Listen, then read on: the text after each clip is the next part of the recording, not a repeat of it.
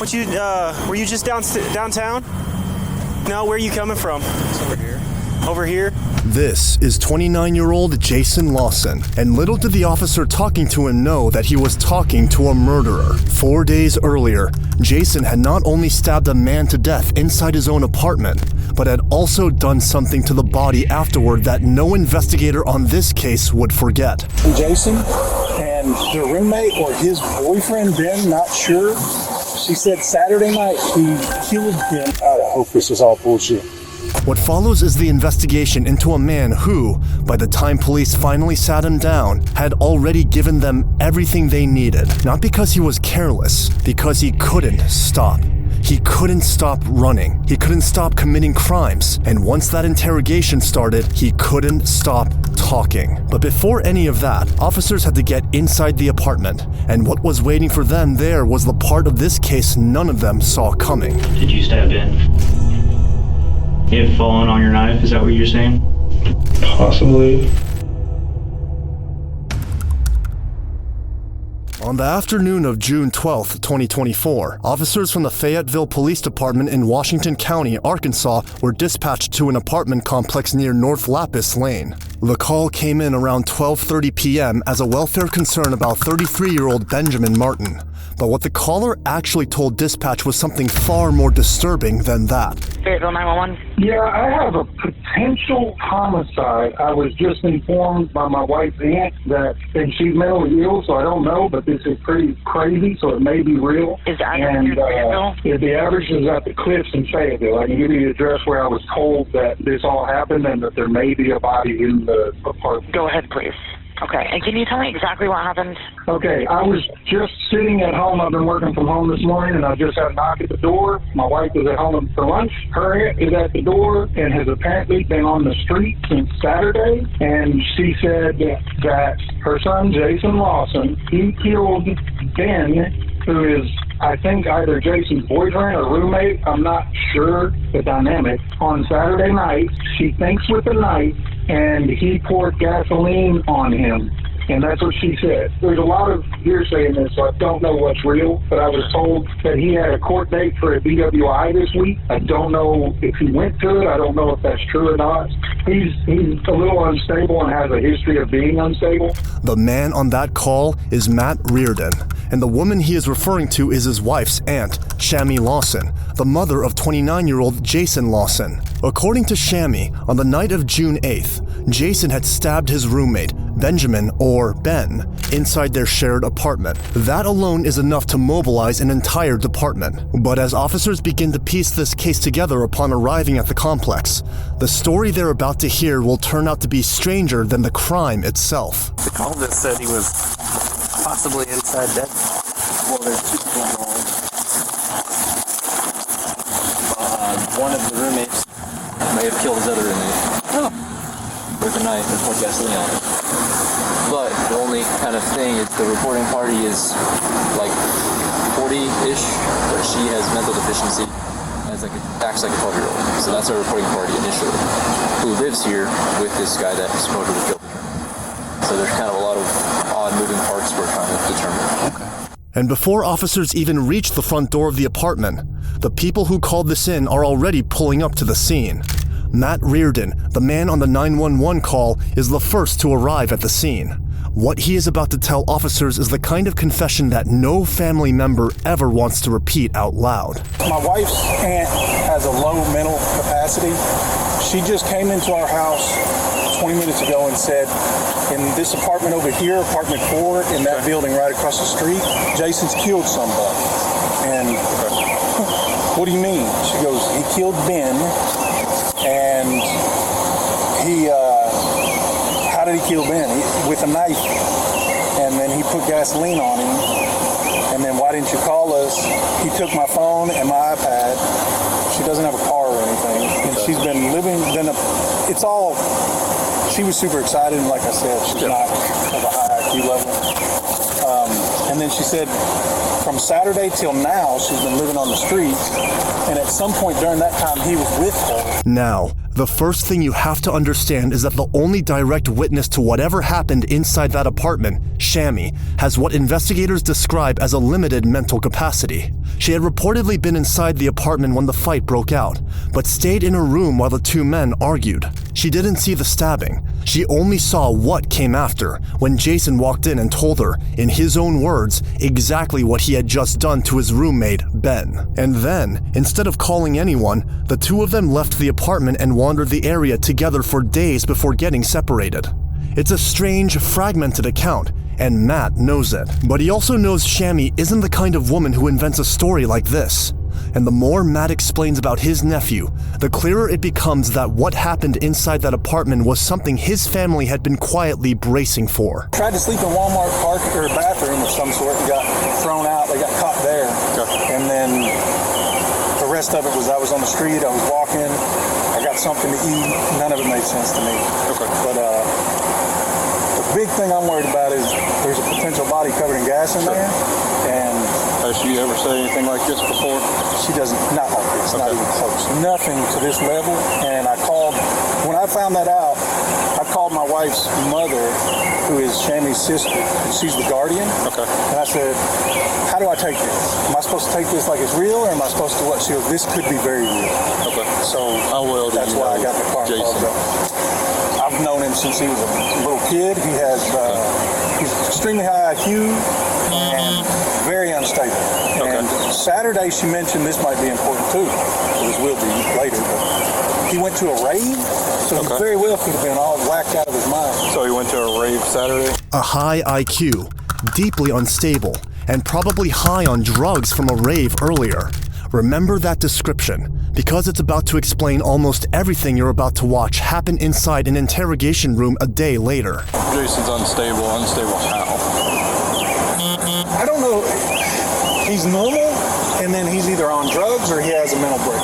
One of the two. And I know for a fact he's dabbled with drugs and played with drugs, all the way from hallucinogenics or whatnot. Sure. So, has he ever been diagnosed with any type of mental disability? If he's not schizophrenic, I'm shocked, but she'll know if he's officially diagnosed. Gotcha. Okay. And before officers can finish digesting his version of events, the next member of the Lawson family arrives at the scene. Michelle, Shammy's sister, knows something about Jason and Ben that Matt doesn't. Something that is about to change what kind of case officers think they're working. Like phone number or something? I don't have anything on Ben at all. Okay, do you know his last name? Or? Franklin. He was a cellmate with Jason. They were cellmates? They were cellmates. Where at? And Ben was there for stabbing his wife or girlfriend. Okay. I didn't know that. How long has him and Jason been there together? Ben has came off and on for, he'd just come and stay with him once in a while that I didn't even know about. So who's actually on the lease? I am. Okay. And it's for my sister, Shammy. Okay. She needs assisted living, and Jason's supposed to be there watching over her. They've been there for 3 years. So, can you kind of give me the rundown of what you have been told and about the situation here? Shammy has a learning disability, just to let you know, but I believe her on this one. She's not always, tells everything, but... You don't know what Ben looks like? Oh, gosh, he's short. I've seen you have a picture. Is this him? Yes. I've only seen him once. Except for he has teeth now. I asked her to tell me what was going on, and I asked her questions like, how do you know he was stabbed and all that stuff, because she said she was in the room when this stabbing happened, but when she got out of the room, she saw him gasping for air. Saw Ben? Or? Ben gasping for air, and I said, where was he stabbed? She said she couldn't tell, but Jason had moved him from the door and dragged him, I think, to the kitchen. And by the time she had seen all that, his body, was limp, and he wasn't gasping anymore. So she said he killed him. Did she tell you this over the phone? Jason's been wacko for quite a while, off and on. Did she tell you this over the phone, or did she tell me? Okay. When did she tell you this? Just today, now. Okay.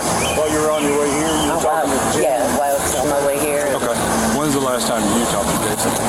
Jason has sent weird text messages a couple of times. I saw him Wednesday. Okay. And what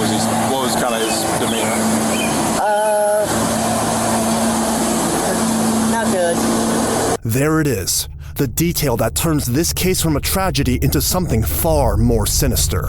Jason Lawson and Benjamin Martin weren't two strangers who happened to share an apartment. They were two convicts who had once shared a prison cell. Two men brought together first by violence and then somehow, by chance, ended up back under the same roof after release. Now one of them is on the kitchen floor, and his killer is somewhere out there in Fayetteville. But Michelle isn't done yet, because as it turns out, this isn't the first time her family has worried Jason might do something like this. It's just the first time they were right. If you've ever wished payday came sooner, this might actually help. There's a banking app called Current with a bunch of useful features, and one of the main ones lets you access up to $750 of your paychecks early if you qualify. With Current, you get a full set of features like Paycheck Advance, fee-free overdraft, the Build Card, and more. Paycheck Advance is my favorite, but if you're focused on building credit or just want a smoother way to manage your money, it handles everything in one app.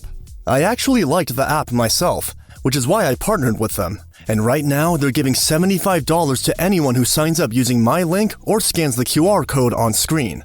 If you scan the QR code, it'll take you straight to the sign-up page where you can create your account. Just go through the normal sign-up steps, enter your information, and order your Current card. After you complete those steps, you'll see the option pop up to enter my promo code, JUDGE, which unlocks the $75 bonus when you switch your direct deposit. So make sure you go through the full sign-up process so you don't miss it. If you ever feel like managing money is stressful or tight sometimes, it's definitely worth just checking out because that's literally what it's designed for, helping people like you stay more on top of their finances. 2019 was the year. I had to call the police on him because he was acting strange and he had stole my husband's gun for 3 months. Okay. It was missing. You think that's like drug-induced or just I thought it was, but I think now that he has a mental issue. Okay. It's hard to tell the difference. And I told them that he had a mental issue, and he said he passed it with flying colors. But he's not diagnosed with anything that you know of? No. Okay. No, but he's super intelligent, and I think he's crazy too. No. Good.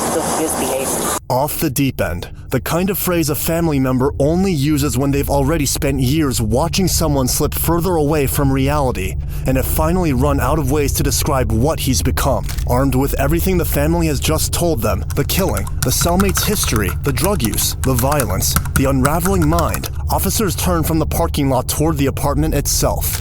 Was Benjamin Martin's body actually inside that apartment? And if it was, after 4 days in an Arkansas summer with no air conditioning, what would be left of it? They wouldn't have to wonder for long, because the moment that front door opens, the answer hits them before they even step inside. I got the hallway. Fayetteville Police, if you're in here, tell us now. There he is. Yeah. I'm gonna beat this hall. Door here. There, on the kitchen floor, is what's left of Benjamin Martin's decomposing body, covered with a sheet and surrounded by the sharp smell of cleaning products that someone had clearly used to try to erase the crime scene. Whatever passed between these two men in a prison cell years ago, and whatever it became when they walked back into each other's lives on the outside, only Jason can tell, but he isn't here. There's also one more detail at this scene that officers cannot fully make sense of yet. One that won't click into place until Jason is sitting in a chair across from a detective the next afternoon. And this is where the severity of this case starts to settle in, because while officers are standing inside that apartment, sealing it off, taking pictures, calling forensics, the man who did this to Ben is missing. Every minute officers spend standing in this apartment is another minute Jason gets to put more road between himself and Arkansas.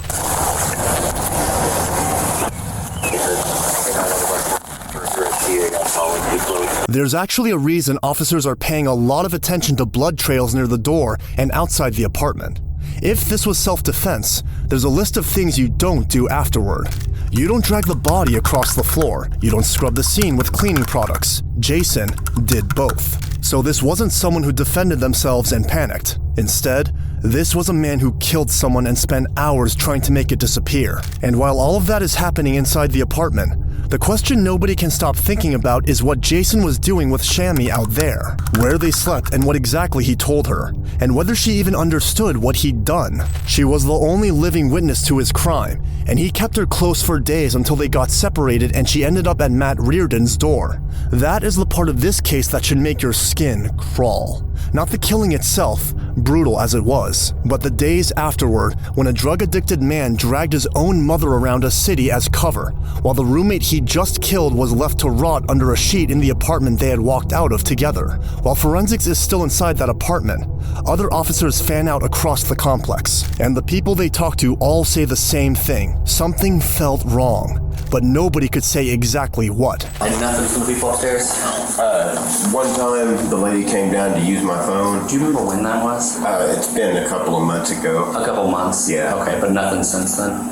No, I haven't, those two boys live up there, I guess. Okay. I see them sometimes, but I haven't even seen them in the last couple of days. Now that you mention it. Okay. But I've never heard anything. Okay. You have a good day. Thank you.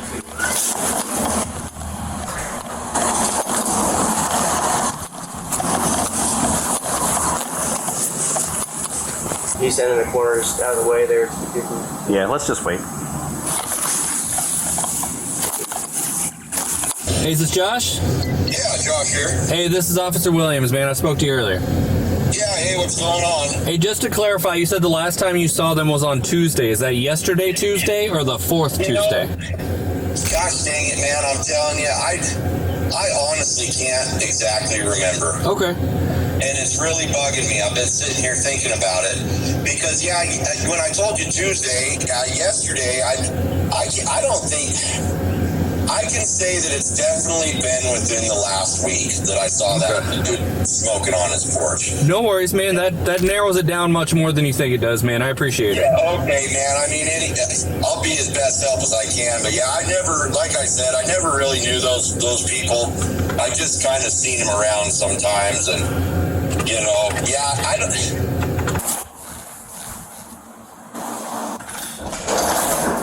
Hello. Hey, I'm Officer Robinson with the Fayetteville Police Department. Do you know your neighbors pretty well? Which one? The one directly across from me. Not much. Okay. You remember when's the last time you saw them? No, we just came from a vacation not long ago. Okay. But I mean, when I see them, they're just inside. Okay. They don't really go out much. Okay. But yeah, no, I haven't seen them since I came back. Okay, when did you guys come back? Monday. Okay, you haven't seen them since Monday? No. Okay, this 2 days ago Monday? No, this Monday. Okay, yeah. Okay. Well, thank you, appreciate it. It's apparent now that every single person in that complex saw something just slightly off, but nothing concrete enough to call in on its own. But in this case, Jason won't stay gone for long because somebody else, just a few doors down, has been recording Jason's every move without him ever knowing it. So you came down the stairs. Take it a little farther back and see if we see him.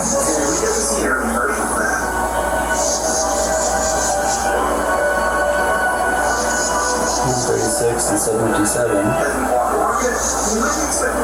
And someone came down at 7:57. The woman in this clip lives downstairs from the Lawson unit, and her doorbell camera has been quietly recording everything that walks past her front step for weeks, and it caught something on the evening of June 8th. A figure descending the stairs from the direction of the Lawson apartment in the hours after Ben Martin took his last breath on that kitchen floor. The figure is almost certainly Jason. Whether he was leaving to find a way to dispose of Ben's body or just leaving the scene, only he can say. But for officers, this is the first piece of physical evidence that places someone leaving that apartment after the killing.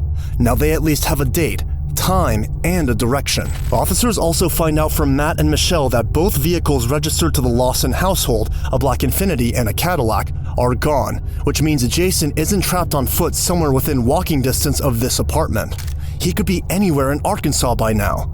He could already be across state lines. They also discover a detail from Michelle that makes this entire case somehow seem even darker and more convoluted. Jason has a brother, Joshua, who is himself a registered sex offender currently on the run from authorities. So take a moment to look at what officers are actually facing at this point in this case. They have a killing, with a body still cooling on a kitchen floor. They have 2 missing cars, a fugitive brother somewhere in the wind, and a victim who turns out to have been the suspect's former cellmate. And they have the suspect himself, a man described by his own family as brilliant, manipulative, and capable of real violence, who has now been loose in the city for days. There is only one priority left for the Fayetteville Police Department: find Jason Lawson before he does any more damage. But what nobody on this case could have predicted is that they wouldn't be the ones to find him.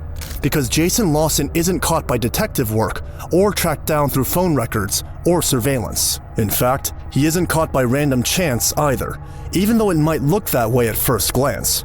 Jason Lawson is caught because he simply can't stop. On June 13th, around 1 p.m., a completely separate call had come into dispatch.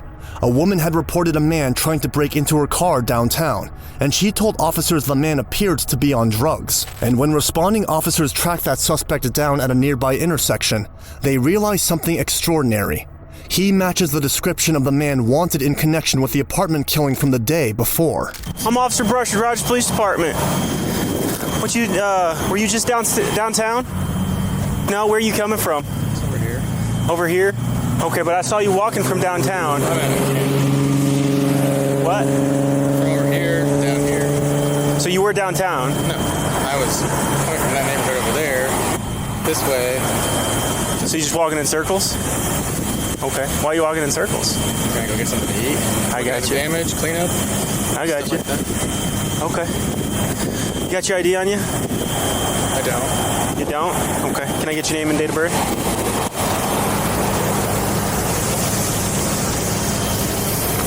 Do you need it right now?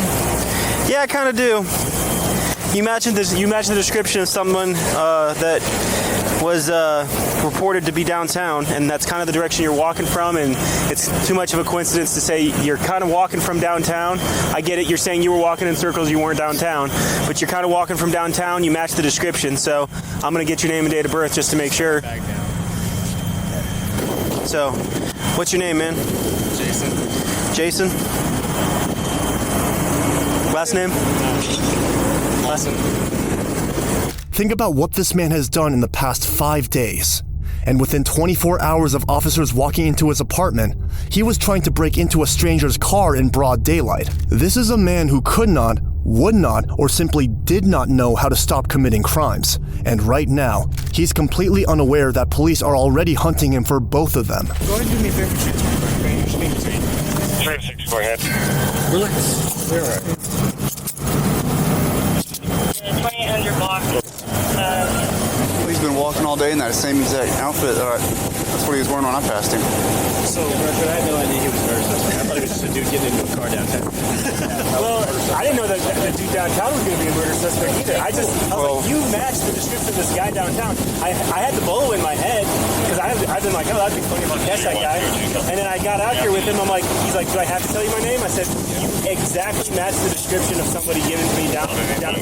Yeah, you're going to give me your name. He goes, Jason. I was like, last name Lawson. I was like, oh shit. Relax, James. 2800 block. Behind Arkansas. Jason, do you have anything on you that's going to stick me, hope me, hurt You can kind of get this pole on the board. Possibly? I don't know exactly. You don't know what's on your pants? Okay. Do you have any weapons on you? There's a can of mace. Okay, where's that at? Right here? Yes. Okay, that's okay. We'll figure it out. Which pocket? Take a closer look at Jason on that street corner. Arms hanging stiff at his sides, not relaxed, not casual. It's almost as if he's frozen in place. A backpack strapped to his shoulders, like someone who has been living out of a bag for days. His beard's messy, his hair untouched, his face drawn and tired. All standard signs of someone on the run.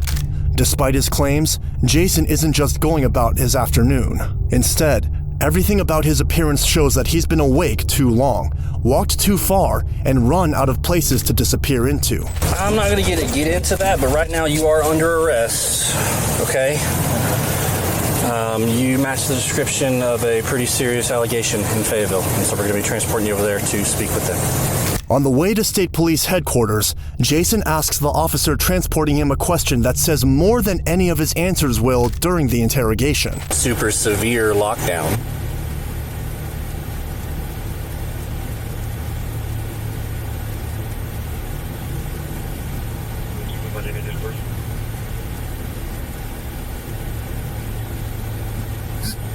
But in a perfect world, nobody would get hurt in prisons. But I said in a perfect world, nobody would be hurt in a prison. A man who thinks he's been picked up for trying a car door doesn't ask how dangerous Arkansas prisons are. But Jason did. Because somewhere underneath the cooperation and the calm, he already knew this wasn't going to be a one-night stay. This could be the rest of his life. 3 contradictions that, if you watch carefully, will tell you everything you need to know about the kind of criminal Jason Lawson is. Before any of the lies are spoken, the detective reads Jason his Miranda rights. Do you understand, yes or no, that anything you say can be used against you in court? Yeah. You understand that? Okay. From the moment Jason sits down, his body language is doing most of the talking. Arms crossed tight across his chest. Shoulders rolled inward, making him look smaller than he actually is. Eyes pointed at the table, the corner of the room, the door, anywhere except the detective's face. Everything about him says, I am not going to make this easy for you. It's the same posture the man at the intersection was holding a few hours earlier.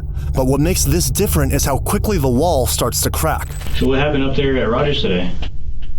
What do you mean? I don't know. I mean, why did the cops come up to you up there? They didn't say. They didn't say? No. Okay. Do you know why you and I are talking? They didn't say. But do you know why I would want to talk to you? I would assume so, yeah. Huh? I think so, yeah. Okay. Why is that?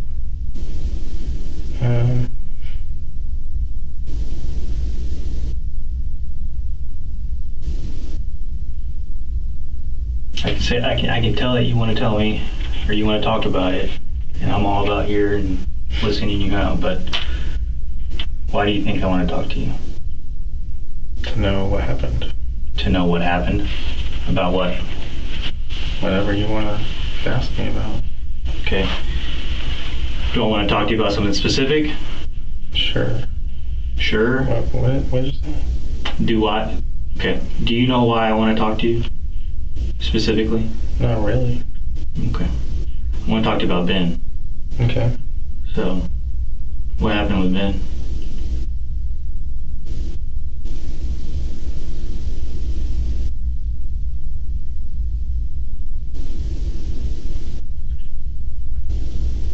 I don't even know how to explain it, honestly. Try it. I can't. Try me. I don't know. You don't know? You don't know, or you don't want to tell me? I mean... The detective doesn't ambush him with an accusation. He gives Jason space, an opening, an invitation to fill in the blanks himself, and almost immediately, Jason begins to cry. Tears alone aren't a confession, but people who are simply confused don't usually break down within minutes of sitting in the chair, and they definitely don't break down at the mere mention of a specific name. He was going crazy. That's all I have to say. He was going crazy? He raised a hammer at my head, okay? Okay. So, yeah, I mean, tell me about that. That's all I really... I don't really want to talk about it, okay? Why not? This is not something I want to talk about. Okay. But something happened to Ben. You know that. I know that.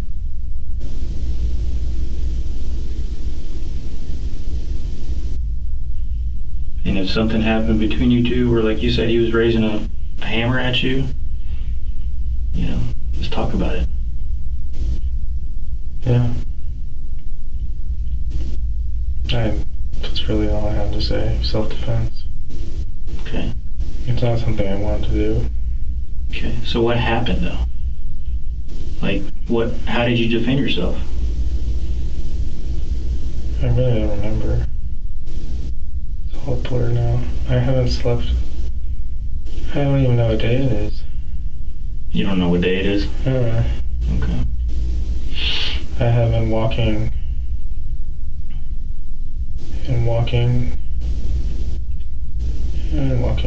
Yeah. Where you been walking at? All over the place. All over the place? Just...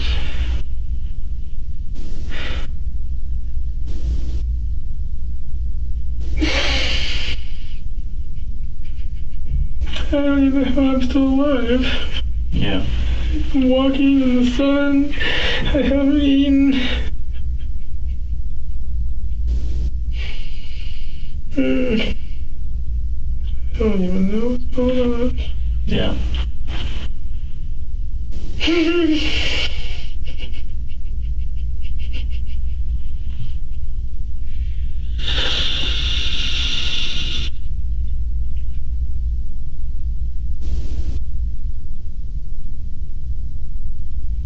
Well, I mean, that's why I'm here, okay? That's why I would like to talk to you. I'd like to understand what happened between you and Ben. I had a mental breakdown after everything, okay? So I don't know. So, okay, let me ask you this. I don't even know. Okay, let me ask you this, Jason. Who is Ben to you?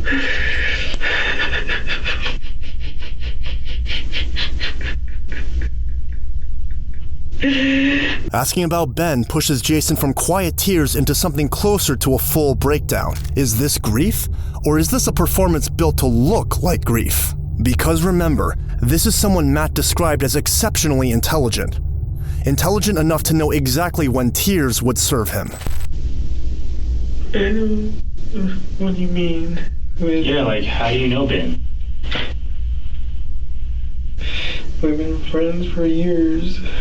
Friends for years? Okay. My only friend, dude.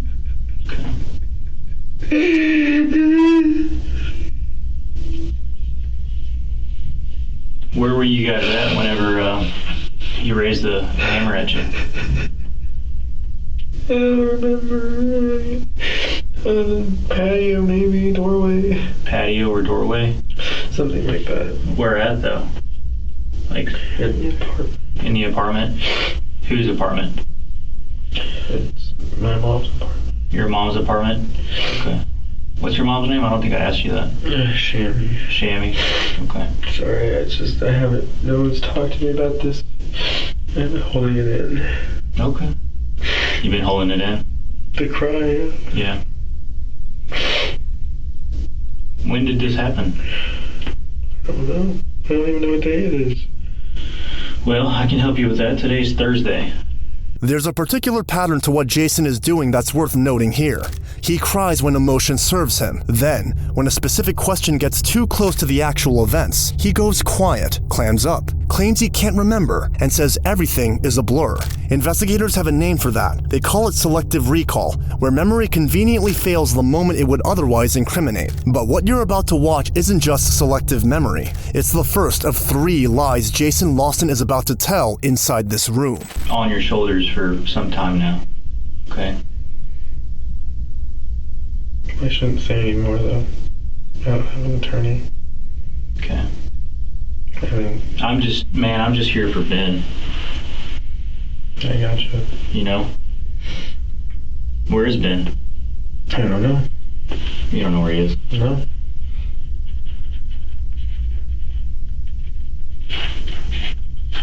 You said you started walking? Okay. When you left, was the apartment, when you left the apartment, where was Ben? I don't remember. You don't remember? You don't want to tell me? Because you know what it sounds like. I don't remember.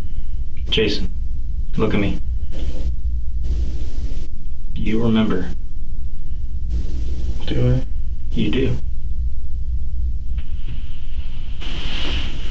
You remember that he pulled a hammer up on you. Yeah. He tried to hit you. You said it was self-defense. You remember that part, right? So. Okay, but, I mean, I'm telling you, after that, it's just. So what did you do after he raised a hammer at you? You defended yourself?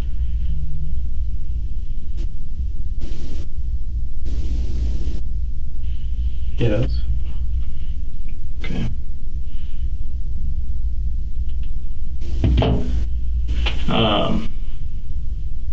I'm sorry. I'm telling you, it's really all blurry right now. I got you. Just a few seconds ago, you mentioned something about an attorney. What did you mean about that? I mean, you obviously, I don't know, they might tell me not to say certain things or something. I mean, not that I'm worried about it too much, but... That is lie number 1. Jason wants the detective to believe 2 things at once. That he can remember Ben attacking him clearly enough to claim self-defense, but he cannot, for the life of him, remember what happened next, where the body went, or what he did with the knife. If memory fails, it fails across the board. Jason's memory, on the other hand, is razor sharp on the parts that help him and conveniently broken on the parts that don't. So, there's a lot of explanations to what happened, okay? My job is to listen, to collect the facts and the truth, right? To observe everything. I'm trying to remember. Hold on. Let me finish talking, okay? So, that's my job, okay? Because from where I'm sitting at right now, it's not looking good, okay? But I want to understand, and I want to know if you understand your rights, okay? The rights that I went over with you, okay? And if you're going to want to talk to me, continue talking to me without a lawyer or not. Because I just want the truth. For everybody's sake. What did I leave out? Do you want to keep talking to me without a lawyer? No. No? Okay. All right, so I'm going to step out, okay? You are under arrest. I said I would talk to you without a lawyer right now. You are or you're not? No, we can keep talking. So you want to keep talking to me without a lawyer? Okay.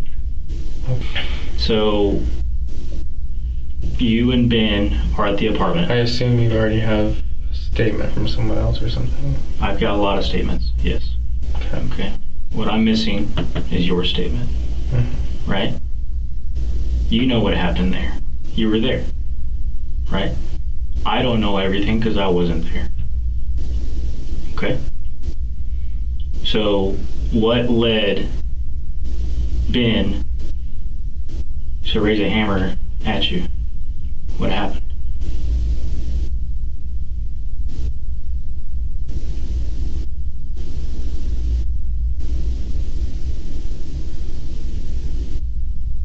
What happened? Yeah. What made him do that?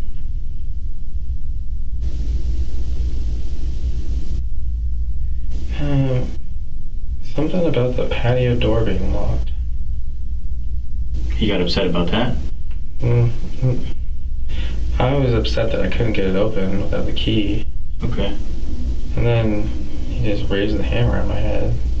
Okay. So he raised the hammer at you. What did you do? Well, I don't really remember, but he said something about how he was gonna jump off the balcony. He was gonna jump off the balcony? He said he was gonna jump off the balcony. Because he raised the hammer at my head, and I said no. And then, I don't even know. Jason, this is good. Okay. You're telling me about it. Yeah, I'm trying to remember. It's been, I don't even know how long.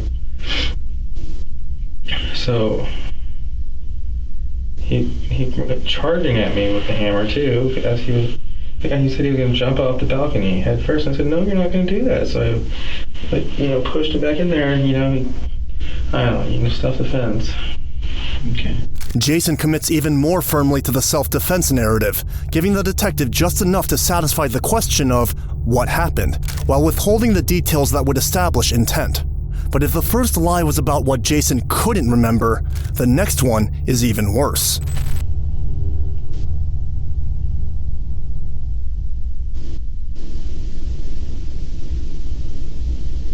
I'd rather not say. I think it's obvious already. Okay. Look at me. Jason, look. I know this is hard to say. Okay. But for the sake of your family, for the sake of his family, they need some closure. Okay? I'm not trying to paint you like a bad guy. I get it. Things happen. But Ben got hurt. You can help me answer those questions. too. Yeah. Pretty bad.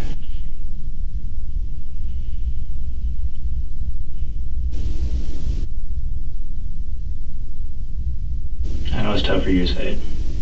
What? What happened? What happened? You keep saying I'd rather not say that. Oh. So how did you defend yourself? I had to pull my knife out. You pulled your knife out. Okay. Yeah. And what happened next? I don't remember. Okay. Jason? I really don't. That's all blurred. Okay. What's your knife look like? It's a black folding knife.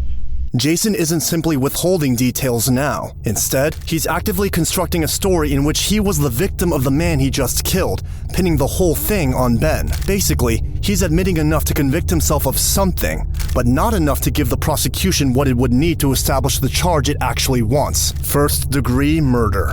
But the lies don't stop here, because what Jason says next doesn't just contradict the evidence itself, it actually contradicts his own story. And what happened after that?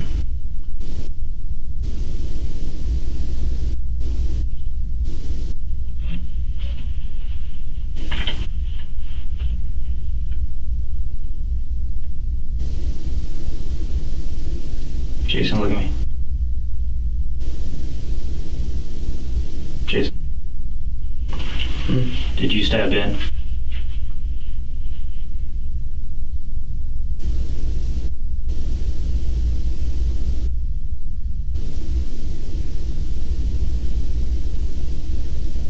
Did I do it? I don't even know. Yeah. Okay. So he may have fallen on your knife, is that what you're saying? Possibly. Because he kept trying to push himself out the window. I had it out.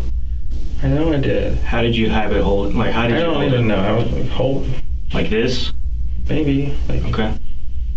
I was like, stop. You're like charging at me. You guys, he kept saying he was going to jump off the patio or something. I don't even remember. Okay.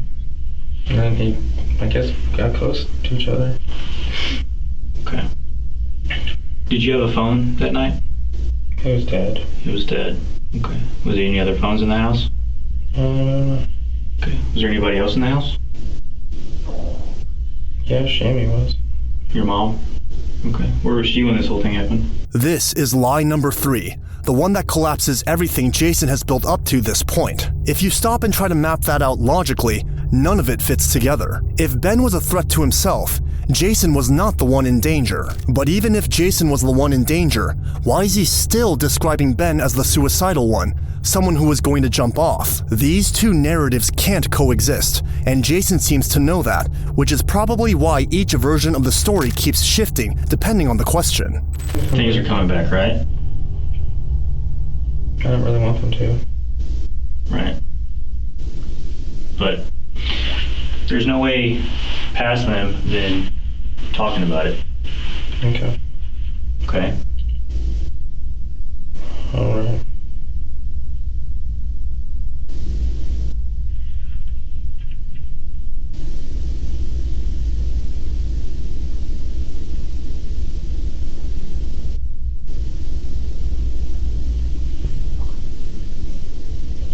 By the front door, I think.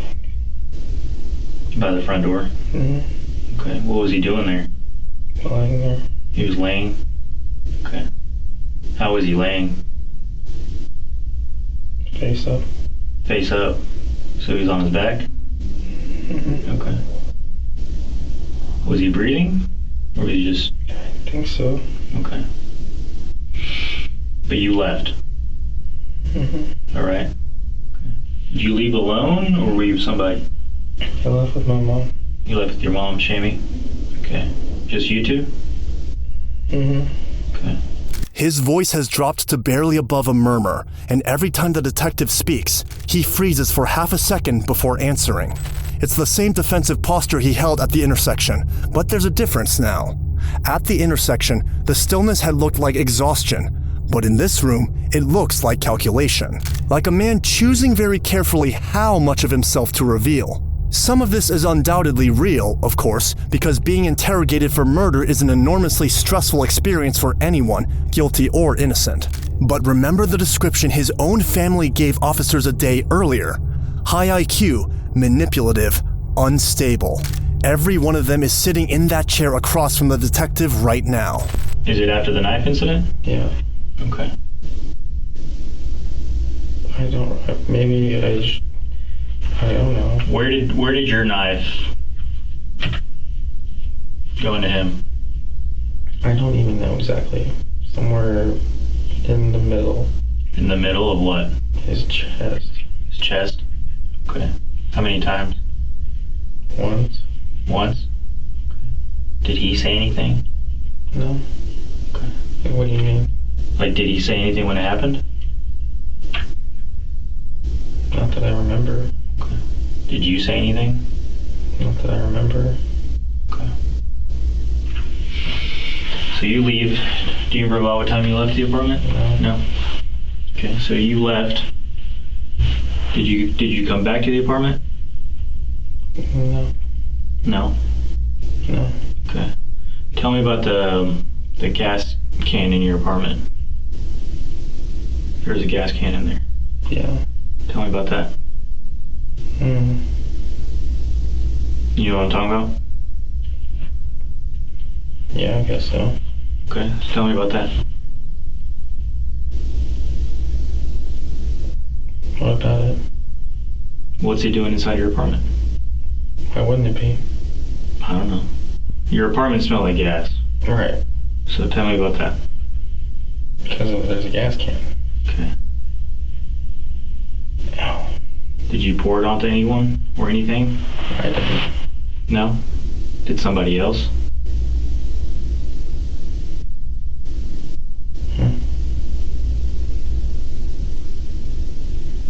You know, maybe so. I don't know. Is there gas somewhere? I don't know. I'm asking you. It's your apartment. I was packing my bag. Why? Because I thought I was going to go to jail. Why? Why? Mm-hmm. I don't know. Because I'm on probation. Okay. It's not like I was running away. It's like I don't have a car or anything. Did you think about maybe walking the police department and saying, "Hey, this is what happened. This is what happened"? I did think about that many times, yeah. But, you know, honestly, I'm scared of the police because I've been accused of many things that I've never done. I'm literally on probation because of things I didn't do. Okay. I hear you. I almost did. Like, hey, we need help. Yeah. I didn't get it. I think that's all I have to say now, though. Without it. You don't want to keep talking? This isn't easy to talk about. What's that? It's not easy to talk about. But I know you were gonna just want to get some more out of me anyway.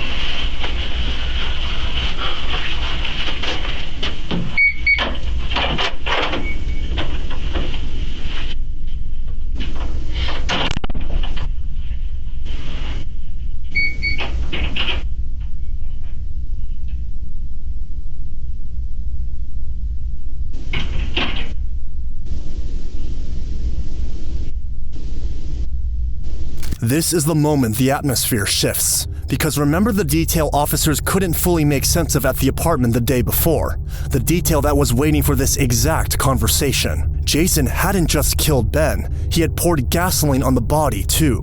And there is absolutely no plausible self-defense explanation for that because self-defense is a moment, but pouring gasoline on a body is a conscious decision. It's a deliberate, post-killing act that requires you to walk to where the gasoline is, pick it up, carry it back, and use it on someone who is no longer a threat. Combine that with the cleaning products investigators say he used to scrub down the scene afterward, and Jason's lies collapse entirely, and so does he.